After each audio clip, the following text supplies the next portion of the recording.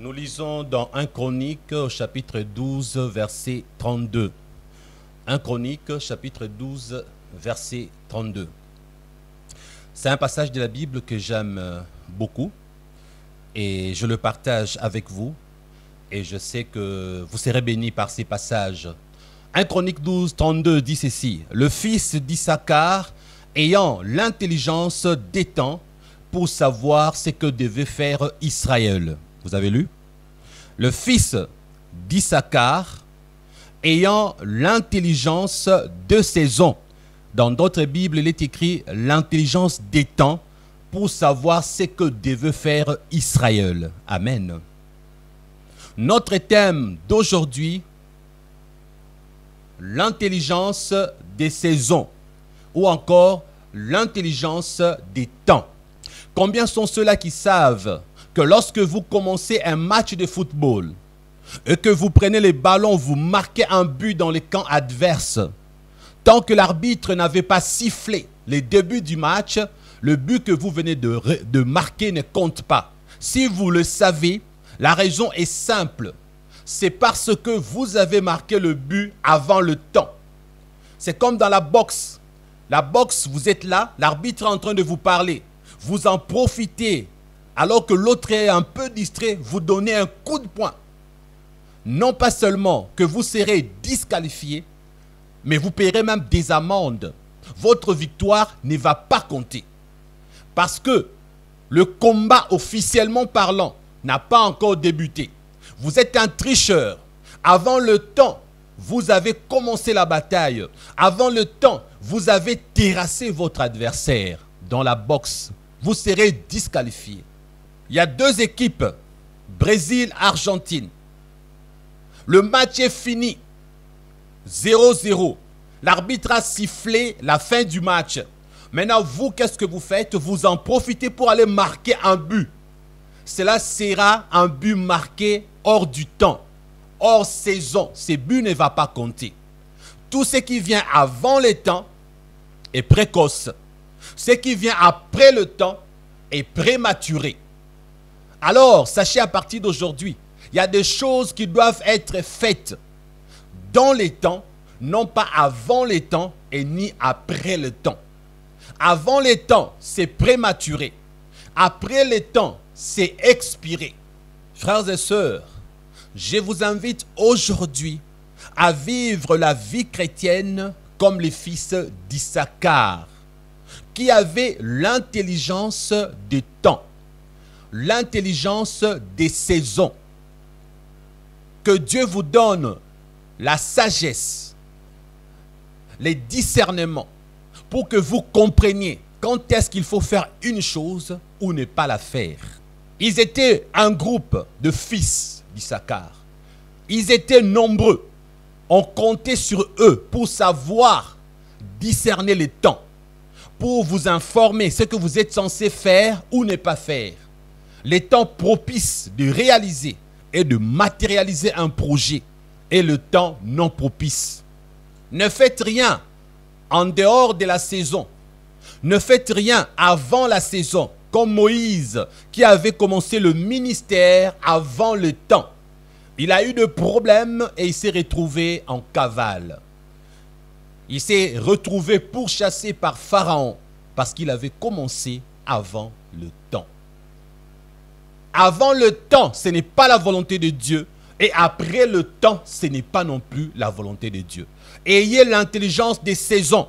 Savoir ce qu'il faut faire en une saison donnée, en un temps donné. Amen. Tout pécheur qui veut avoir du succès dans sa profession, donc en tant que pécheur, il doit comprendre la valeur des saisons.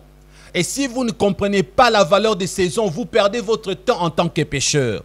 Quand vous voyez les gens qui vont pêcher au fleuve aux heures de midi, ce sont des amateurs purs et simples. La grande pêche ne se fait pas à midi. La grande pêche ne se fait pas non plus n'importe où. Simon-Pierre dit ceci à Jésus-Christ. Lorsqu'il lui a dit: Simon, avance en pleine eau, jette le filet. Il a dit: Maître, nous avons travaillé toute la nuit. Vous entendez? Un pêcheur professionnel, un riverain, il le sait que la grande pêche s'est fait en une saison donner. Même, on sait aussi qu'il y a de hautes saisons, la saison de hautes eaux et la saison des basses eaux. Et en quel moment faire une pêche fructueuse qui connaîtra du succès? Il en est de même pour un chasseur professionnel dans la brousse. Il ne commence pas par tirer dès qu'il entre dans une brousse. Ta, pa, pa, pa. Il ne gaspille pas ses cartouches. Il ne gaspille pas ses munitions. Il étudie le temps. Il étudie le moment qu'il faut pour tirer sur l'animal. Dans la vie normale, le chrétien en tant que soldat du Seigneur gaspille aussi leurs balles, sans savoir là où il y a l'adversaire, le démon, animé par la peur. Au nom de Jésus, je te chasse. Au nom de Jésus, sors. Parce qu'un cancre là est passé à la maison. Tu te mets à chasser les démons. Tu es en train de gaspiller tes munitions. Tu gaspilles tes balles. Parce que les cafards qui passent n'entraînent pas la présence des démons. Ne gaspillez pas vos temps, vos unités de prière et de temps. Ne gaspillez pas vos crédits de prière et de temps. Conservez-les autant que vous le pouvez et utilisez-les à bon escient au moment qu'il faut pour livrer bataille contre le monde de ténèbres. Amen. Ayez l'intelligence des saisons. Tu jeûnes tout le temps. C'est un facteur important dans la vie si vous voulez réussir dans tout ce que vous faites. Comprendre, discerner, savoir quand est-ce qu'il faut prier, jeûner ou pas. Les fils d'Issachar savaient discerner comment Israël devait agir en fonction des circonstances et en fonction des temps. Ils savaient juger, discerner avec justesse qu'est-ce qu'il fallait faire ou ne pas faire. Il y a un temps et une saison pour chaque chose. Un temps pour chaque chose, dit l'Ecclésiaste. Dieu fait toutes choses bonnes en son temps, dit l'Ecclésiaste. Il y a une saison où nous tous, il y a une saison dans un pays donné où vous savez que c'est la saison des mangues, la saison des goyaves, la saison des makelele, des grillons. Dans une année, il y a une saison pour chaque chose, même pour certains fruits. Vous comprenez? Même un bébé, il y a un temps où le bébé n'a pas de dents, il ne peut pas broyer les os. Tu peux beau vouloir broyer les os, toi bébé qui n'a pas de dents, tu n'y arriveras pas. Tu dois attendre la saison où tu auras les dents. Il y a un temps pour tout. Tu veux réussir? Discerne les saisons. Apprends à agir correctement en une saison donnée. Tout ce qui s'est fait avant la saison et tout ce qui s'est fait après saison ne compte pas. Amen. Et si tu rates ta saison, tu ne l'auras plus jamais. Ce qui vient avant la saison, je le répète, est prématuré, est précoce et hors saison. Ce qui vient après saison est périmé. Même un enfant qui vient avant la saison, on l'appelle prématuré. Maintenant, le devoir que je vous donne, comment appelle-t-on un enfant qui vient après saison? Un enfant qui naît 14 mois après, 15 mois après, 12 mois après, 10 mois après. C'est ça le devoir. Comment l'appellera-t-on? Comment l'appelle-t-on? Répondez-moi, mon numéro est affiché. Celui qui me donnera la réponse aura un cadeau. Une Bible, bien sûr. Je disais donc, Moïse avait discerné qu'il avait commencé le ministère avant le temps. Ayant compris cela, Moïse a pris la fuite. Et cela a coûté 40 années loin d'Égypte, 40 années dans la panique, avant que Dieu ne l'accepte pour commencer à libérer le peuple. Il a voulu commencer 40 ans avant, hors saison. Dieu l'a ramené à la raison. Parce qu'il y avait 40 années de préparation.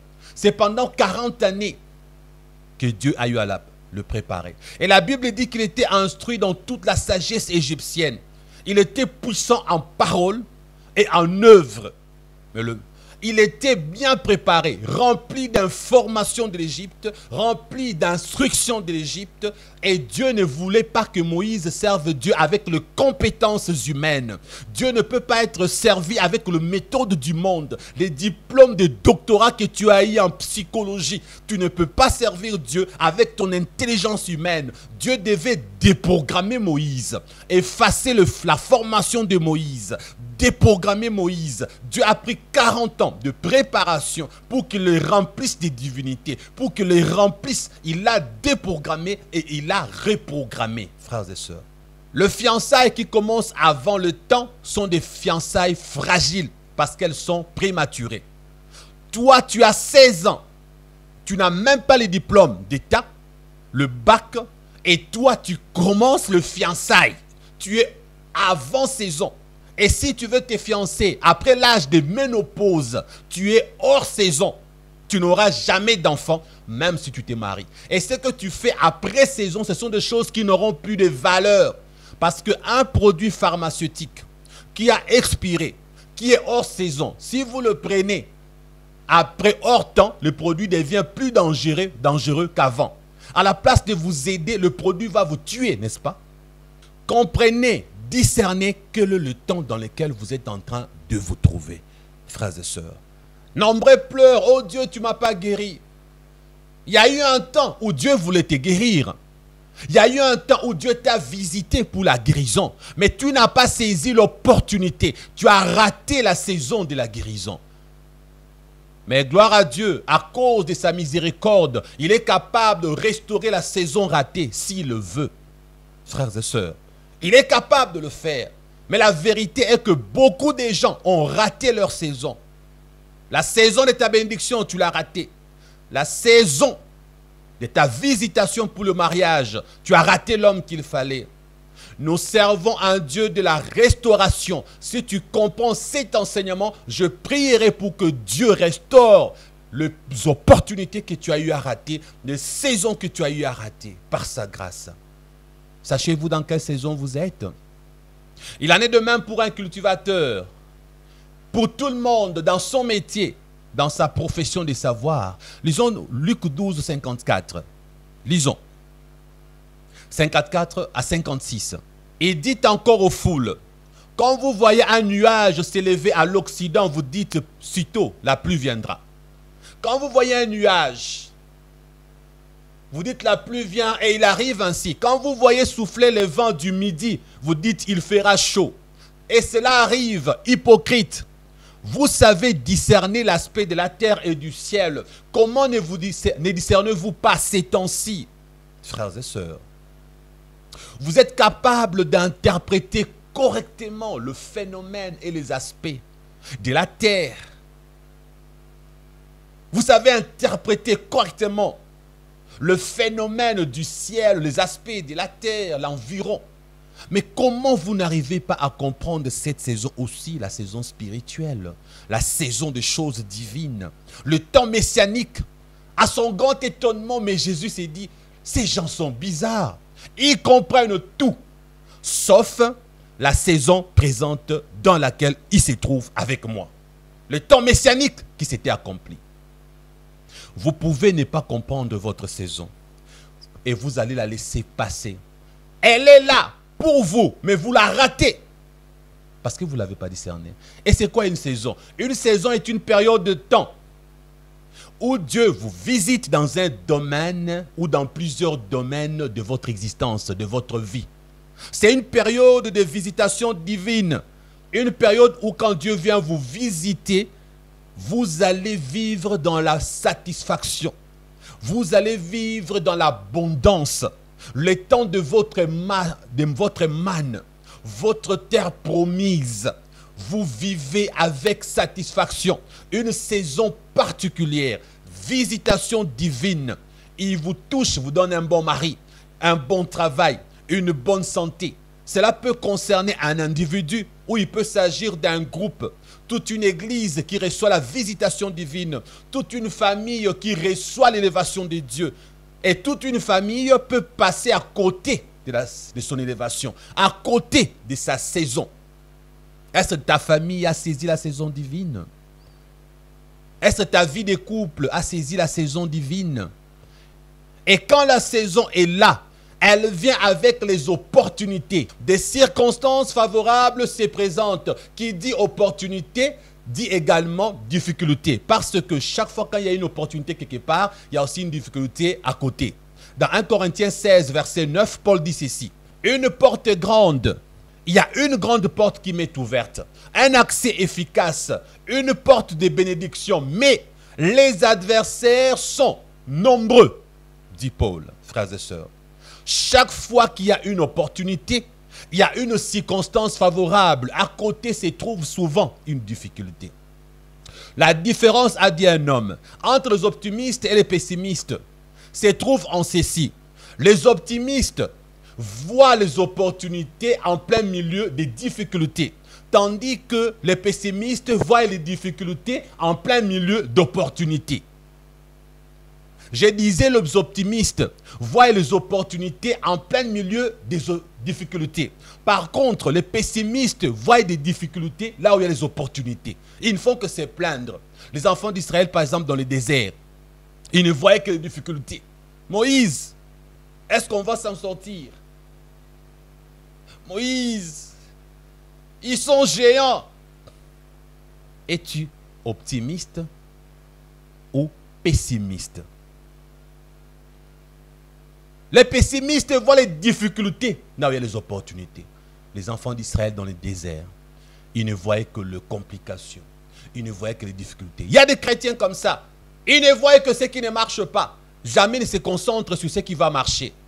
Paul et Silas en prison, en plein milieu des difficultés, ils ont vu une opportunité pour louer Dieu et gagner les âmes. Ils se sont mis à chanter, à adorer et à louer le Seigneur. Alléluia. Et là, une opportunité s'est matérialisée. Quand une saison est là, elle vient avec elle, avec plein des opportunités, des occasions favorables, des circonstances favorables. Mais n'oubliez pas, à côté, il y aura toujours des difficultés. Et puis, sachez une chose, il n'y a pas de page sans verso. Là où il y a verso, il y a recto. Là où il y a recto, il y a verso. La face A, la face B. La grandeur d'un recto est la même grandeur qu'un verso. La page A est proportionnelle à la page B. C'est le contenu écrit qui diffère, n'est-ce pas? Quand vous voyez un nuage au ciel, vous dites ça, c'est la pluie, ces nuages apportent la pluie, n'est-ce pas? Amen. Ne te décourage pas. Il va pleuvoir, je dois me cacher à la maison.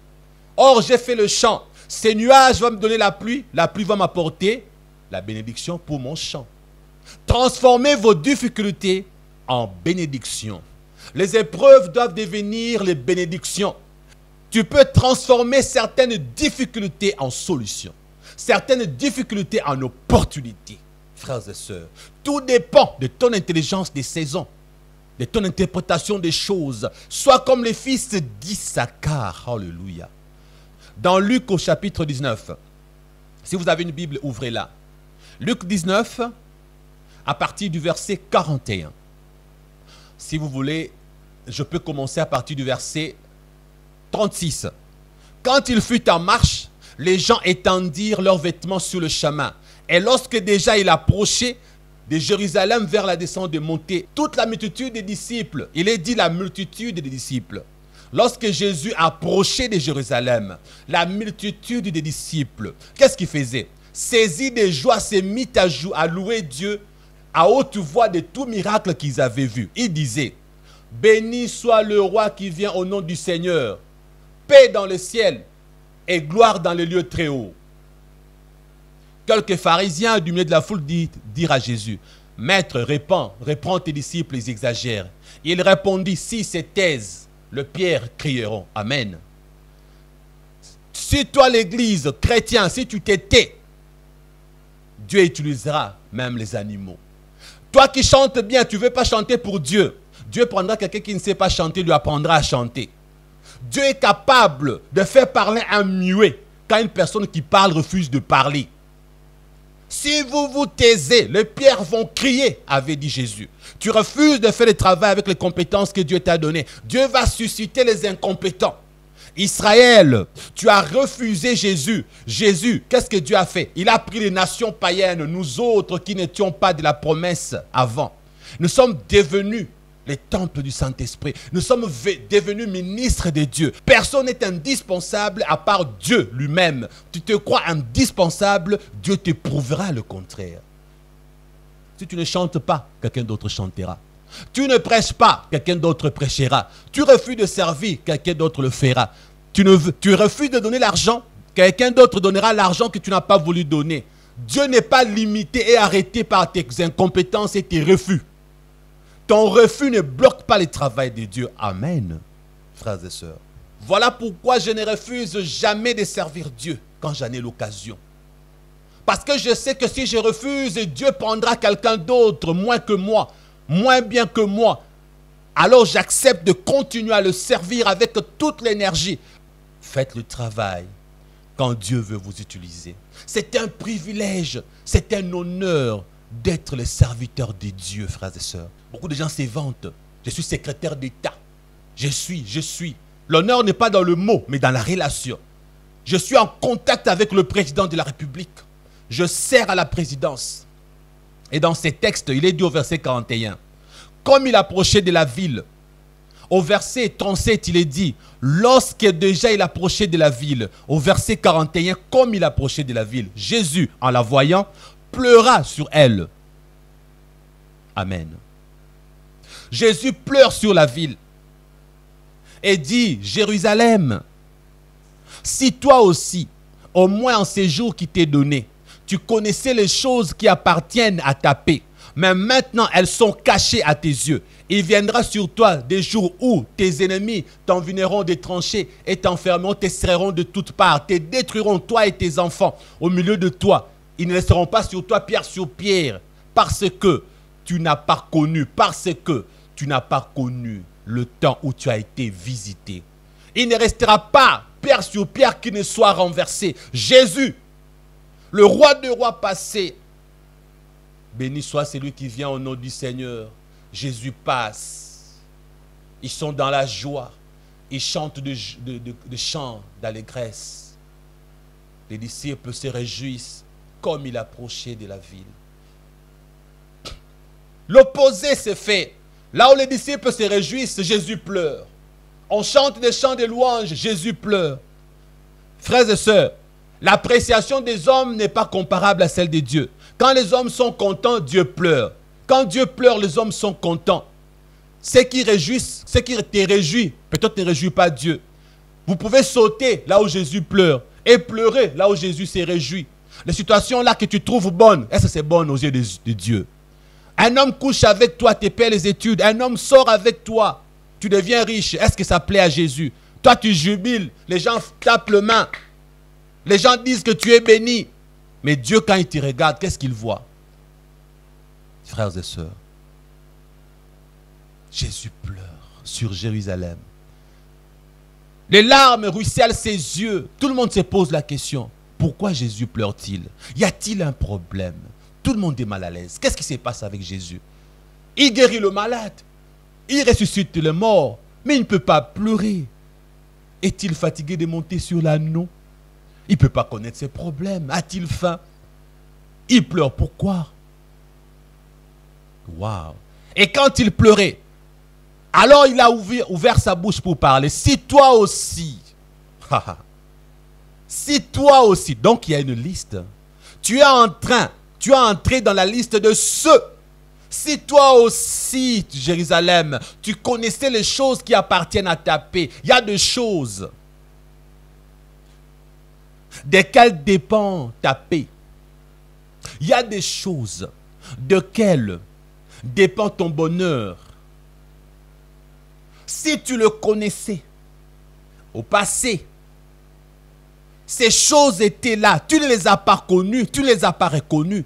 Ce sont ces choses qui devaient contribuer à ta paix, à ton honneur, à ton bien-être, Jérusalem. Ces choses-là devaient contribuer à ton salut. Ces choses-là devraient contribuer à ta délivrance, à ton salut. Ces choses, Jérusalem, si tu pouvais les connaître. Dommage, Jérusalem, tu ne les as pas connues. Si tu connaissais. Ah oui. L'ignorance est dangereuse, frères et sœurs. L'ignorance n'est pas une bonne chose. Il y a deux sortes d'ignorance. Il y a une ignorance volontaire, un refus délibéré de connaître. Et une ignorance involontaire. On peut ignorer parce qu'on refuse de connaître. On peut ignorer parce qu'on est distrait ou bien on est négligent. La distraction, c'est une attention mal orientée. N'est-ce pas? Une personne distraite porte l'attention là où elle ne devait pas la porter. En une saison donnée, pendant que l'esprit agit, tu étais peut-être distraite ou distrait. Où était ton regard? Une attention mal orientée. Un regard à l'endroit où on ne devait pas avoir son regard. Et on rate juste là où le regard devait aller. L'ignorance. Tu n'as pas connu. Tu as ignoré les choses qui appartiennent à ta paix, ô Jérusalem. Toi aussi, comme les autres nations. Et Jésus continue, il dit, eh bien voilà, maintenant, elles sont cachées à tes yeux. Tu as raté l'opportunité. Tu rates le mystère du passé. Ce qui devait être révélation devient pour toi un mystère. Scellé, fermé, tu ne peux plus comprendre parce que tu as raté l'opportunité. Tu as raté le moment. Tu as raté le temps. Beaucoup de gens sont comme ça aujourd'hui. Ils sont déjà passés à côté des révélations. Ils sont maintenant dans le mystère.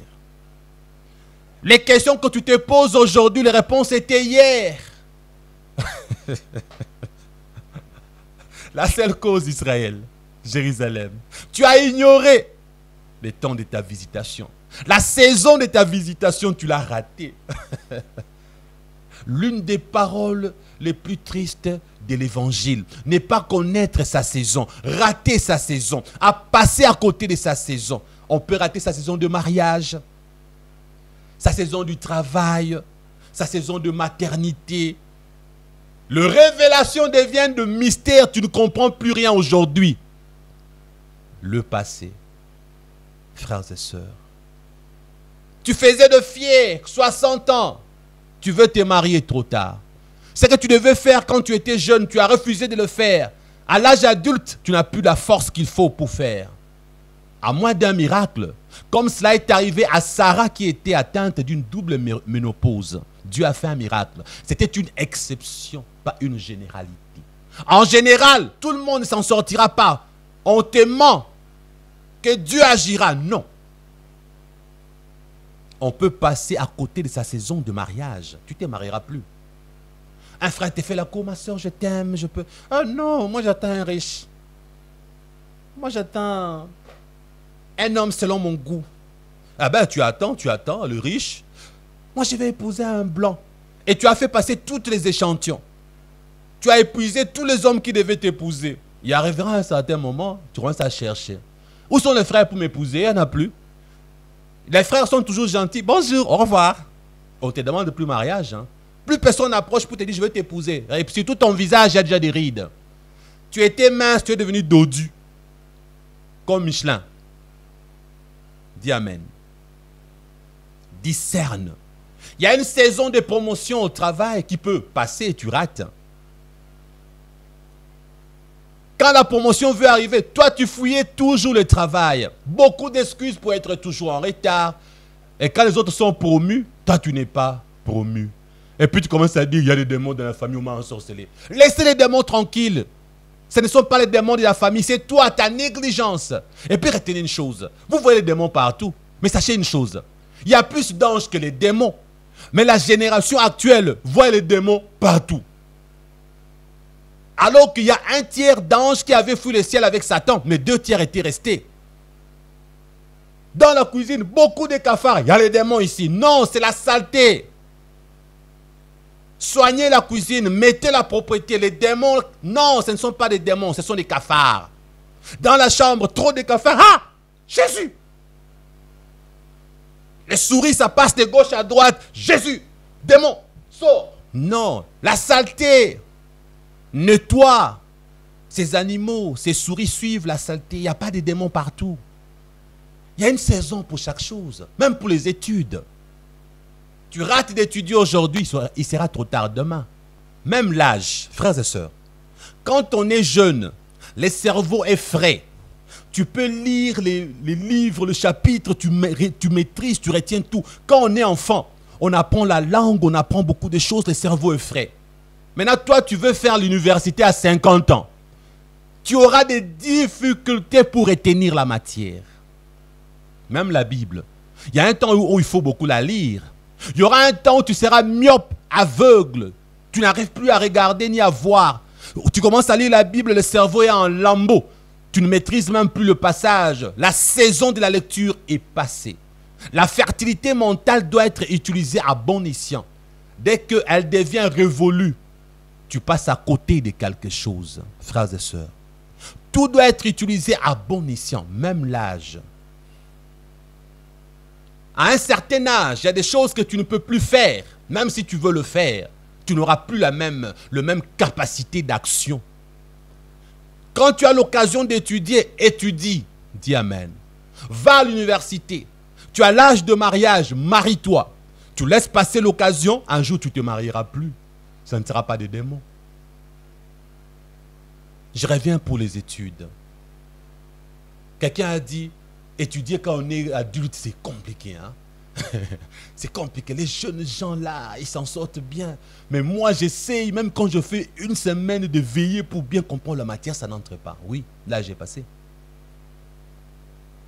La saison de la fertilité mentale doit être bien exploitée. Après, ça sera compliqué et difficile. Il y a une saison pour chaque chose. Frère, tu es célibataire. Profites-en pour aller toujours aux jeûnes de prière et aux veillées. Faites des jeûnes. Va aux veillées de prière. Parce que quand tu seras marié, tu n'auras plus 7 ans. Ta femme va te dire, je te veux à la maison. Tu comprends?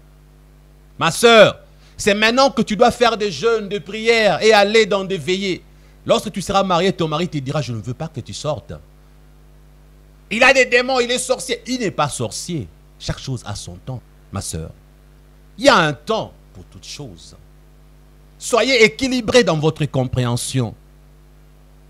Frères et sœurs. Vous savez, il y a un temps où on prêchait dans mon pays, dans le bus là.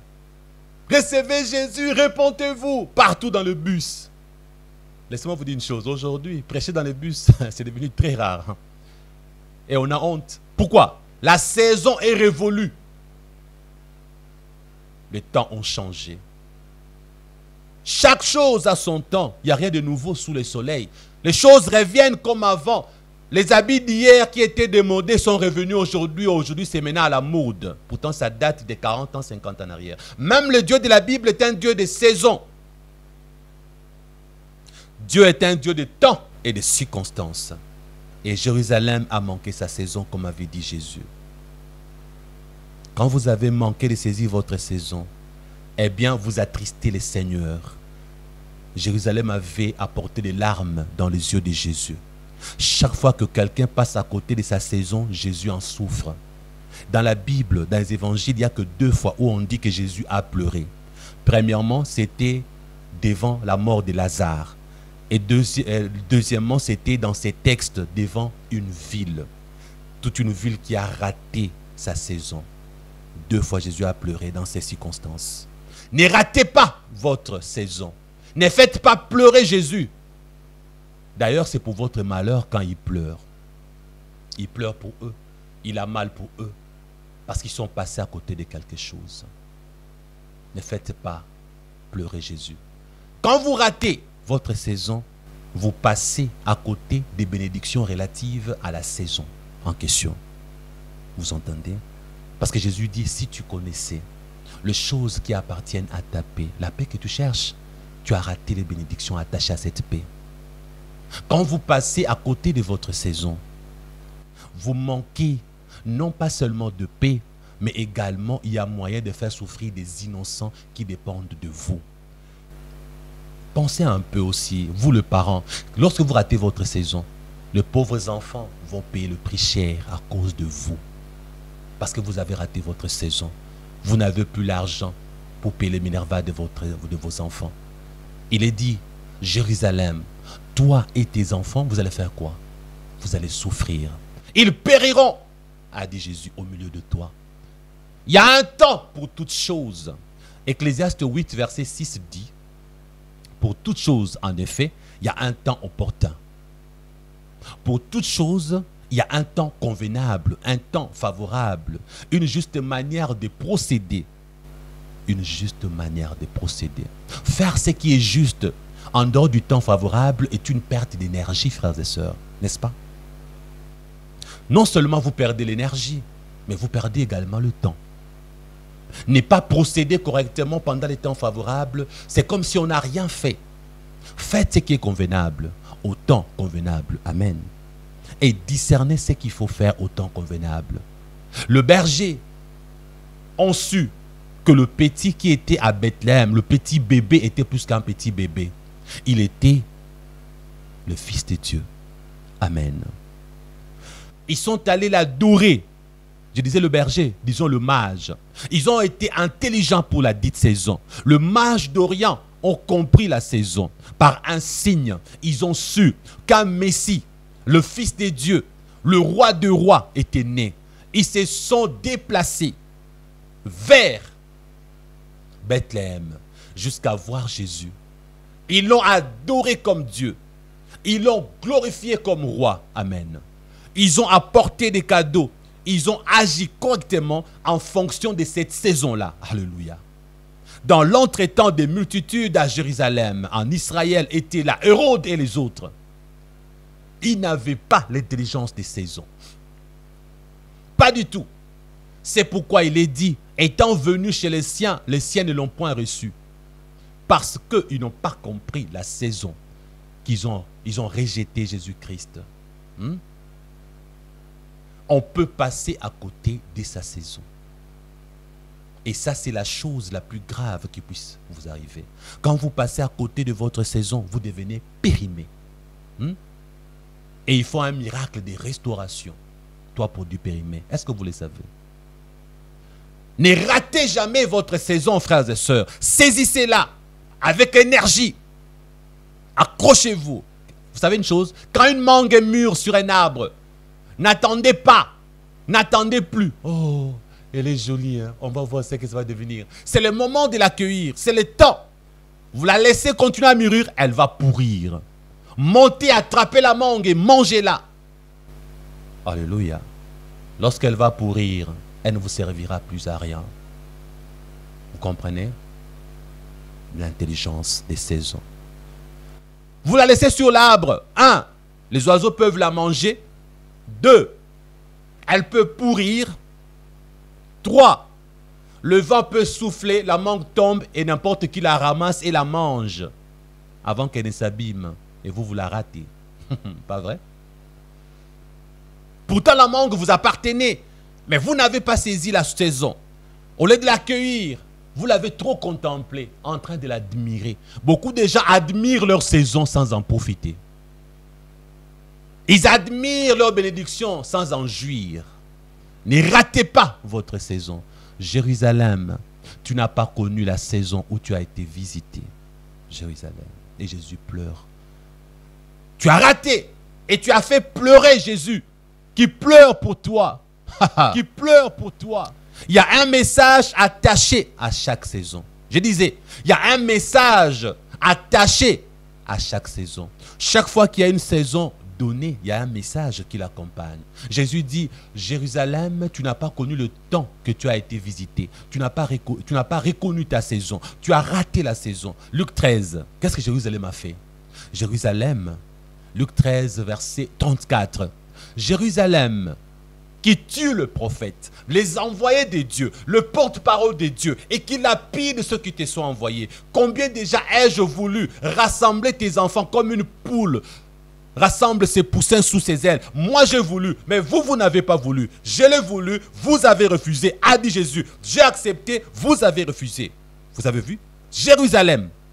Combien de fois, en d'autres termes, je l'ai fait plusieurs fois. La bénédiction qui vous appartient, la paix qui vous appartient, votre propre bonheur, pour vous l'accorder. Alors qu'est-ce que j'ai fait? J'ai envoyé des prophètes, des porte-paroles. Amen. Ils sont venus à vous, ayant le message de ma part pour vous le livrer. Et j'ai fait cela plusieurs fois pour votre bonheur.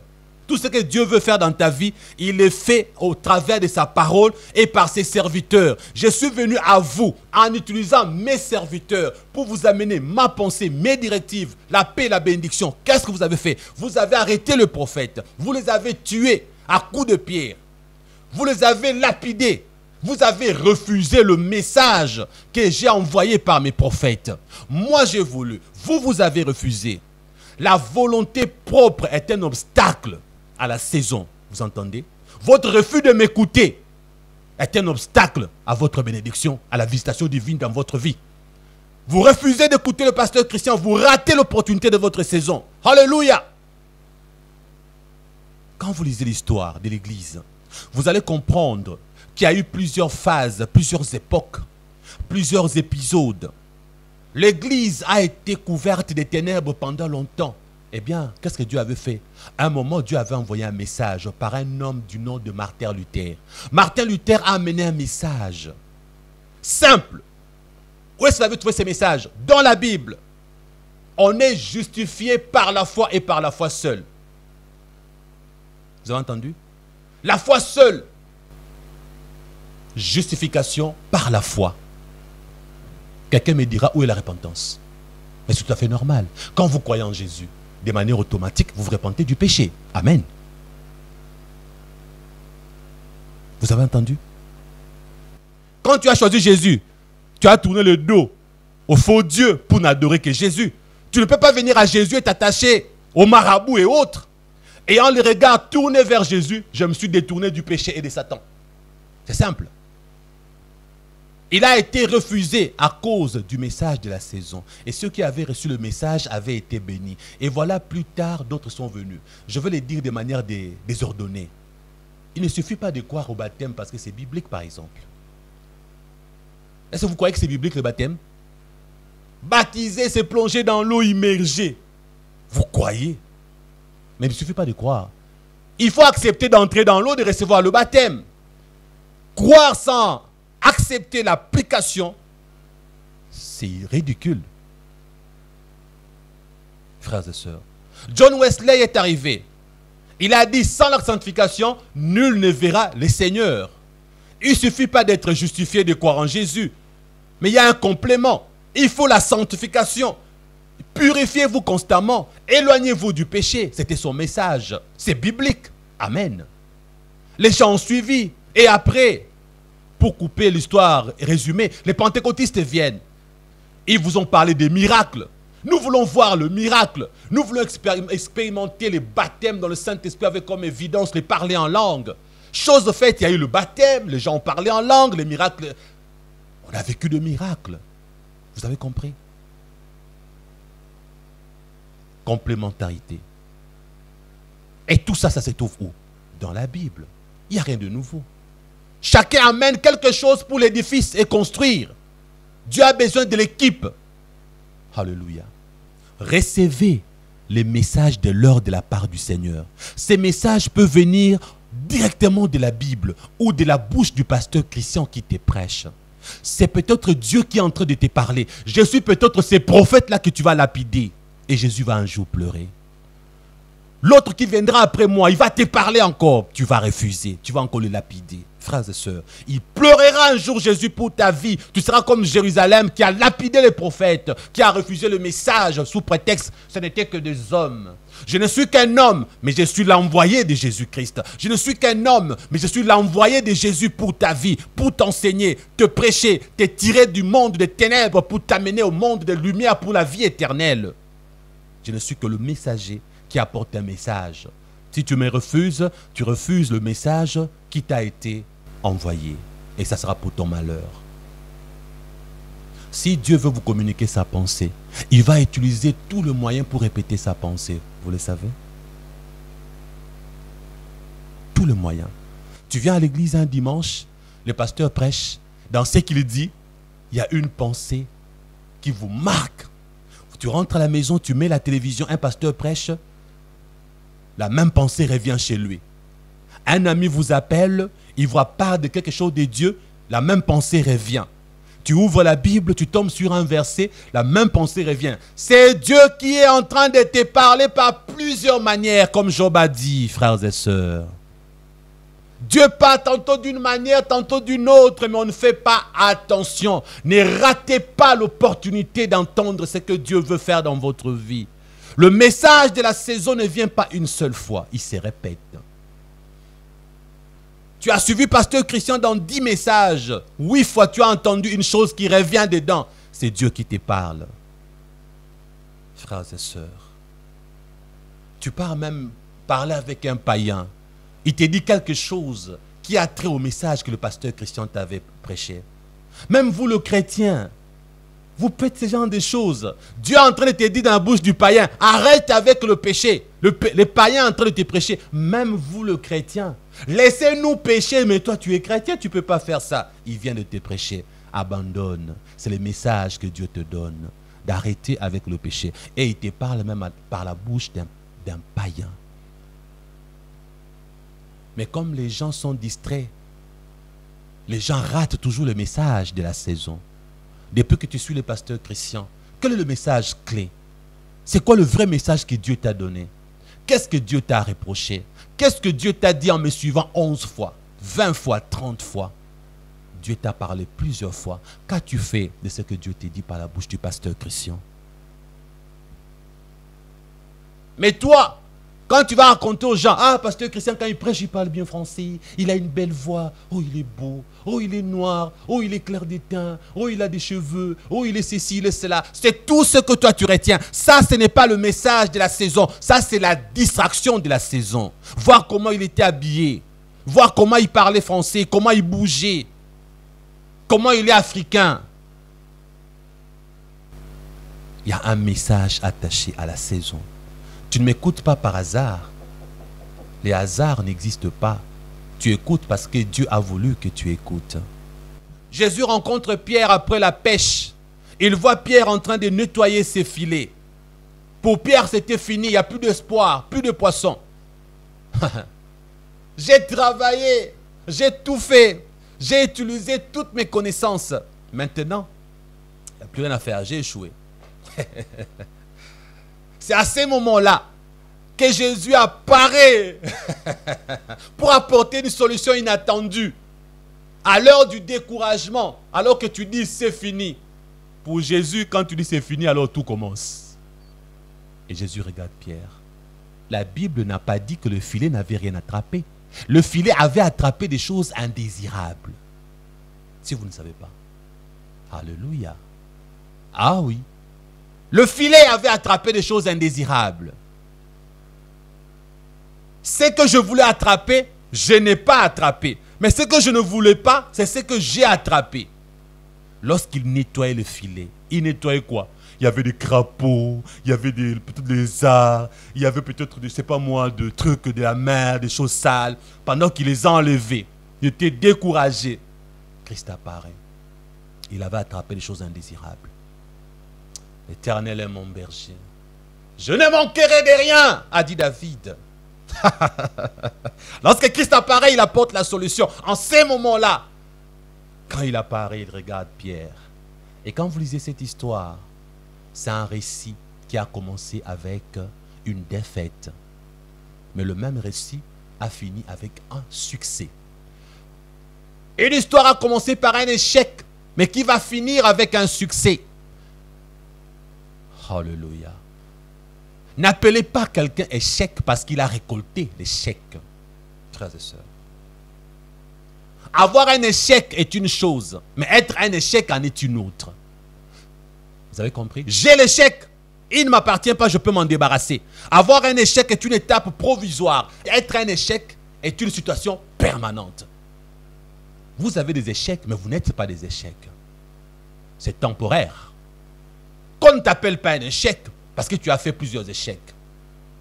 Généralement, ceux qui ont réussi dans leur vie ont commencé par des défaites aussi et des échecs. Mais plus tard, élévation et succès. La pêche miraculeuse de Pierre a commencé avec un échec. Et plus tard, la pêche est devenue miraculeuse. La pêche de l'échec est devenue la pêche miraculeuse. Jésus lui-même, le roi des rois, a commencé par un échec à Golgotha, frères et sœurs, avant d'avoir un nom élevé au-dessus de tout autre nom. Alléluia. Jésus apparaît. Il voit Pierre. Pierre est découragé. Le moment d'attraper, je n'ai pas attrapé. Au lieu d'attraper le poisson, j'ai attrapé tout sauf le poisson. Tout. Crapaud, saleté. Christ apparaît, il entre dans la barque. C'est là où le changement va arriver. Si vous voulez de grandes choses, laissez Christ entrer dans votre barque. Et quand il se trouve dans la barque, il n'a pas promis à Pierre d'accomplir un miracle. Il est entré dans la barque. Et Pierre a dit à Jésus, tu es dans ma barque pour faire quoi? Fais ce que tu veux. Ce qui te semble bon. Jésus écoute. Il a laissé Christ faire ce qu'il voulait. Laissez Christ faire ce qu'il veut faire dans votre vie. Ne l'empêchez pas. Si vous le laissez faire, les miracles viendront. Cherchez premièrement le royaume et la justice de Dieu. Et toutes ces choses, les choses dont vous avez besoin, vous seront données par surcroît, par-dessus. Laissez Jésus entrer dans votre barque. Dirigez votre barque. Dirigez votre vie. Personne ne porte un par-dessus s'il n'a pas encore porté des habits. N'est-ce pas? Cherchez premièrement le royaume. Le reste vous sera donné par-dessus. Portez d'abord les habits. Ensuite, vous aurez le par-dessus. Pas vrai? Mais vous n'avez pas d'habit, vous cherchez un par-dessus. Et c'est normal. Donnez-moi un par-dessus. Cherche le royaume et la justice de Dieu. Les enfants, le mariage, le travail, la bénédiction, ce sont des par-dessus. D'abord le royaume, la justice de Dieu. Et le reste, par-dessus. Quand Christ entre dans la barque, il est dans la barque. Il regarde Pierre. Vous savez qu'est-ce qu'il va dire à Pierre? Vous le savez, non? Vous connaissez l'histoire. Pierre a laissé Christ faire ce qu'il voulait. Il va lui dire ce qu'il fallait qu'il fasse. Et lorsque Pierre va obéir, c'est alors que Pierre fera la pêche miraculeuse. Obéissez à Jésus. Lorsqu'il est dans votre vie, lorsqu'il est dans votre barque, obéissez à Jésus. Alors vous verrez que la pêche deviendra miraculeuse. Sans obéir, vous demeurerez dans votre échec. Votre filet n'aura que des choses à nettoyer. Votre filet va demeurer avec des déchets. Vous continuerez à nettoyer votre filet. Le royaume des cieux, la justice de Dieu, et le reste vous sera donné par-dessus. Tu n'as pas d'habit. Je cherche un par-dessus. Christ intervient lorsqu'il est entré dans la barque là où était Pierre. Quand Christ est dans la barque, le changement intervient. Il a parlé à Pierre. C'est quand il a fini de parler. C'est quand Pierre a écouté. Pierre a obéi. C'est alors que le résultat du miracle viendra. Il faut que Jésus te parle. Il te parle en ces moments. Si tu obéis, alors tu vivras. Avance en pleine eau. Écoutez bien. Un bon pêcheur sait que la grande pêche ne se fait pas en pleine eau. 2. Un bon pêcheur sait que la grande pêche ne se fait pas en pleine journée. Une instruction contraire à l'opinion publique, contraire à la réalité donnée par Jésus. 2 choses à faire qui sont contraires à la réalité. Tout le monde dit ça. Vous savez, quand Jésus te dit fais quelque chose, que tout le monde te dit c'est impossible, obéis. Même Pierre a dit, Jésus, toute la nuit j'ai travaillé. C'était le moment. C'est la nuit qui a le poisson. Je l'ai fait, je n'ai rien eu. Jésus, j'ai fait ce qu'il fallait faire. Mais sur ta parole, j'obéirai. C'est insensé. Mais sur ta parole, j'obéirai. Jésus lui a apporté le miracle de la saison à la manière de Dieu. La folie de Dieu et sagesse. Frères et sœurs. Donc, 2 choses. Pierre a obéi. Il s'est avancé. Il a jeté le filet et il a obtenu. Ne réfléchis pas quand Dieu te demande de faire quelque chose. Obéis. Et tu recevras. J'aime cette histoire de Pierre avec Jésus dans la barque. Jésus a donné 2 instructions contraires au phénomène naturel. 2 instructions contraires à la réalité. 2 faisabilités infaisables. Pierre avait fait ce qui devait être fait la veille. Tu peux faire ce qu'il faut, tel qu'on doit le faire selon le monde, ça ne marche pas. Oui, tu as respecté le principe humain. Tu as obéi aux choses de la terre tel que ça doit être fait. Tu as tes diplômes, tu n'as pas eu de boulot. Mais si Dieu te demande de faire la folie, les contraires de synonymes, les contraires de principes humains, tu commences à réfléchir, non, je ne peux pas. Pasteur Christian, je n'accepte pas. C'est pas normal. Normalement, ça doit être fait comme ça, comme ça. Devant Dieu, le normalement devient anormal. Devant Dieu, le normalement n'existe pas. Tu veux la foi, tu veux le miracle est surnaturel. Si tu veux le miracle, arrête de dire, ce n'est pas comme ça, ce n'est pas compréhensif, ce n'est pas rationnel. Le miracle, c'est le domaine du spirituel, il n'y a pas de rationalité dans les choses de Dieu. On croit, on risque, on fonce. Alléluia. Pierre a obéi à des choses.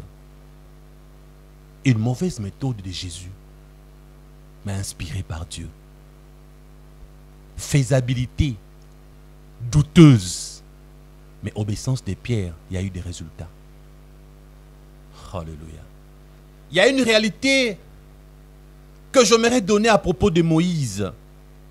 Moïse recevra 2 instructions. Va-t-il obéir? 2 instructions différentes. Frères et sœurs, il y a des choses que vous pouvez faire, les autres en bénéficient, mais Dieu vous disqualifie, vous. Vous le faites, il y a résultat, mais Dieu vous disqualifie et les autres en bénéficient. Vous entendez? Et nous allons voir ça avec Moïse, qui va recevoir 2 instructions qui donneront des résultats. Mais Moïse sera puni par Dieu. Frères et sœurs, pourquoi j'en parle? Quelqu'un va comprendre pourquoi.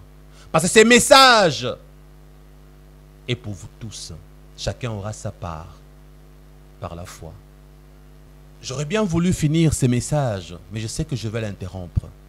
Et je ne ferai pas la suite. Profitez du peu que j'ai dit maintenant, dans ces longs moments. Parce que la suite, il n'y en aura pas. Il me reste à peu près 13 minutes. Alors le peu de temps qui me reste, je vais dire l'essentiel.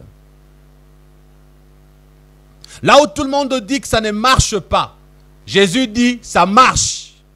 Accroche-toi, c'est ta saison. Le message de la saison apporte le miracle de la saison. Moïse, Dieu lui dit, Dieu, ils vont me lapider, ils vont... Dieu dit à Moïse, prends la verge qui est dans ta main. Frappe le rocher, il deviendra robinet. Il prend la verge, il frappe le rocher. De l'eau jaillit. Alléluia. Le message de la saison apporte la bénédiction de la saison. Amen. Plus tard, le même peuple se retrouve assoiffé et crie à Moïse, crie à l'Éternel. Cette fois-ci, Dieu dit, écoute Moïse, cette fois-ci, fais quoi? Parle au rocher. Mais Moïse, qui dit, la fois passée, ça avait marché quand j'avais frappé. Mais cette fois-ci, je vais frapper fort parce qu'ils m'énervent, ces gens. Comme ça, ils vont voir beaucoup. Hein? Ils m'ont énervé, ils vont voir. Moïse. En plus, pas une seule fois. Il l'a fait 2 fois, si vous n'avez jamais su. Ça avait marché la première fois. Maintenant, Dieu a dit, parle. Dieu n'a pas dit, frappe, Moïse. C'est bizarre. Hein? Parle, tu auras le même résultat. Avant, c'était frappe, il y a l'eau. Maintenant, parle, il y aura toujours l'eau. Il y a des moments quand tu parles fort, les gens sont touchés par ton message. D'autres moments, mais parle à voix basse. Mais toi, non, quand j'écris, les gens entendent, Dieu agit. Tu viendras maintenant crier, il n'y a plus d'onction, les gens ne comprennent pas ton message. La monotonie n'existait pas chez Dieu. Dieu est un Dieu de diversité. Erreur fatale. Moïse frappe plus fort 2 fois. Curieusement, il y a quand même eu de l'eau. N'est-ce pas? Une mauvaise méthode, non inspirée de Dieu, il y a quand même des résultats, frère. Comme conséquence, disqualification de Moïse. Combien d'hommes de Dieu ne sont-ils pas disqualifiés aujourd'hui à cause de mauvaises méthodes? Mais les bons résultats, les âmes ont été gagnés. Toi, tu n'es qu'un panneau indicateur. Les autres en bénéficient. Ils ont la bénédiction, ils vont au ciel. Mais toi, tu seras disqualifié, tu seras dans le feu. Parce que tu n'étais qu'un panneau indicateur. Moi, je ne veux pas me perdre, je tiens à mon salut. Tu pries pour un malade, il a été guéri. Le mort a été ressuscité. Jésus t'a dit, je ne t'ai jamais connu, arrière de moi, serviteur du péché. Beaucoup de gens enverront les autres au ciel, eux-mêmes iront en enfer. C'est la Bible qui le dit, ce n'est pas moi. Moïse, la saison des frappes est finie, est révolue. Maintenant, il faut parler au rocher. Obéis. C'est à cause de sa désobéissance d'ailleurs que Moïse n'entrera pas dans la terre promise. Il n'est pas arrivé à la terre promise parce qu'il avait désobéi à Dieu, frères et sœurs. Mais la terre promise spirituelle, c'est le royaume des cieux. Si vous ratez la terre promise spirituelle, ça veut dire que vous n'entrerez pas au ciel. Vous irez dans le feu, frères et sœurs. L'intelligence des saisons. Dieu est un Dieu des temps et des circonstances. Une autre chose. Ayez la discipline de la saison. Quand chaque saison est là, difficulté, opportunité, n'ayez pas seulement le message de la saison, mais aussi la discipline de la saison. En d'autres termes, vous devez observer les règles du jeu de la saison. La Bible dit, l'athlète n'est pas couronné s'il n'a pas combattu selon les règles. N'est-ce pas? Un boxeur, pour gagner le combat, il doit respecter les règles. L'athlète, c'est la même chose. Le footballeur, c'est la même chose. Quand une saison est là, chaque saison vient avec son exigence de l'heure. Vous allez comprendre quelles sont les exigences de la saison à remplir.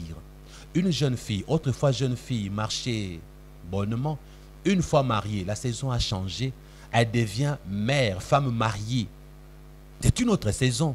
Si la jeune fille, la femme mariée, se laisse constamment entourer de jeunes filles qui n'ont aucune expérience de mariage, elle va détruire son mariage.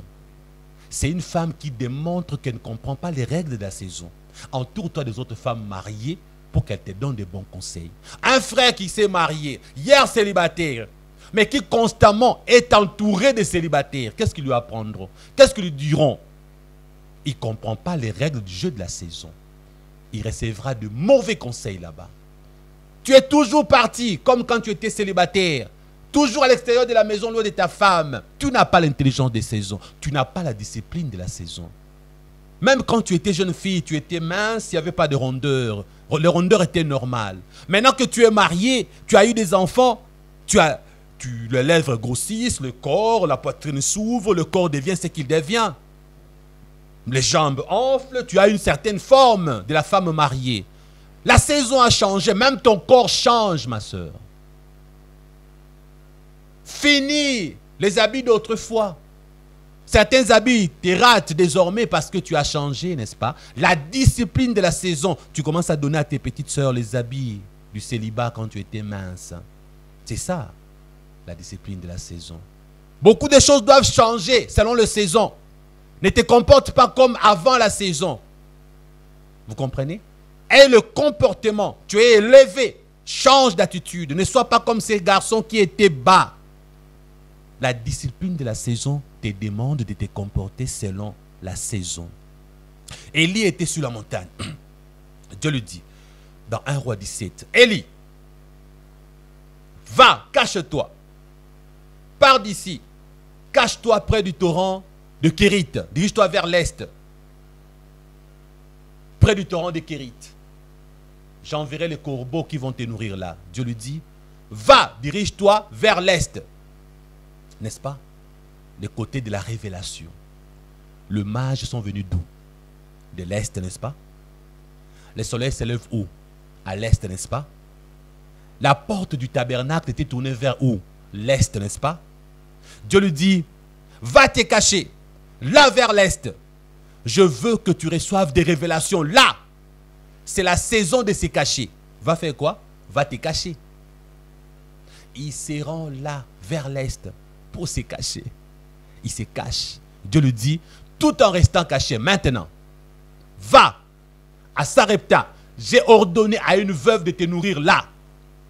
Toujours en restant caché. C'est la discipline de l'heure de la saison. C'est caché. Continue à te cacher. Même en allant chez la veuve de Sarepta. Maintenant, plus tard, 1 Roi 18, Dieu lui dit, va, présente-toi. La saison a changé. Ce n'est plus la saison de se cacher, c'est la saison de faire quoi? La saison de se présenter. Alléluia. Amen. Ne te cache plus, maintenant va te présenter. Alléluia. Il y a une saison où on doit disparaître de la scène. Il y a une autre saison où on doit paraître à la scène. Amen. Vous devez comprendre dans quelle saison vous vous trouvez. Quand vous êtes absent de la scène, ça ne veut pas dire que vous n'existez plus. Non. Jamais.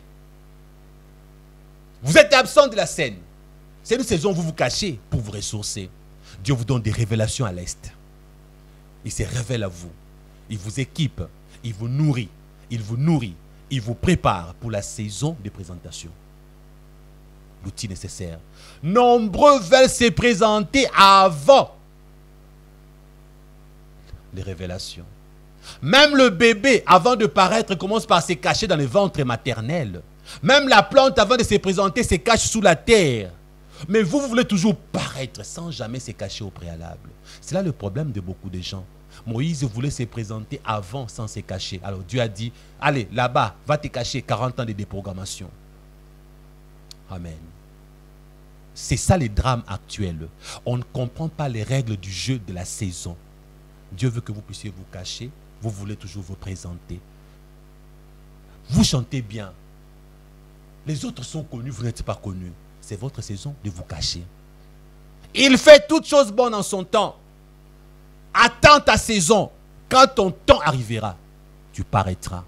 Tu prêches bien, mais tu n'as pas d'invitation. Les autres ont du succès aujourd'hui. Calme-toi.